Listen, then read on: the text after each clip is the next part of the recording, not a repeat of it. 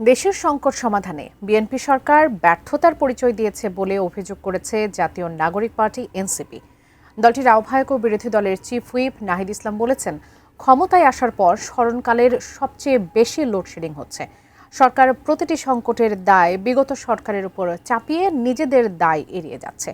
সোমবার রাজধানীর বাংলা মোটরে এনসিপির কেন্দ্রীয় কার্যালয়ে এক সংবাদ সম্মেলনে এসব অভিযোগ করেন তিনি। বিস্তারিত দেখুন সাইমুম জান্নাত প্রভার রিপোর্টে।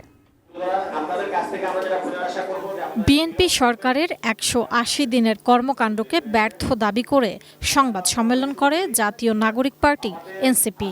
দলটির অভিযোগ, আইন শৃঙ্খলার অবনতি, অর্থনৈতিক অব্যবস্থাপনা, বিদ্যুৎ ও জ্বালানি সংকট, দ্রব্যমূল্যের ঊর্ধ্বগতি, প্রাতিষ্ঠানিক দলীয়করণ, দখল ও চাঁদাবাজি সামাল দিতে পারেনি সরকার। বাংলাদেশের ইতিহাসে সর্বোচ্চ পর্যায়ে লোডশেডিং কিন্তু এই বর্তমান সময়ে হচ্ছে।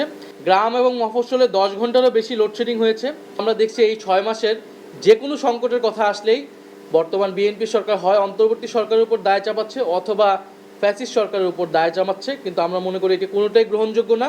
এনসিপির অভিযোগ, পরিবর্তনের প্রতিশ্রুতি দিয়ে ক্ষমতায় গিয়ে বিএনপি পুরনো রাজনীতির পথেই হাঁটছে।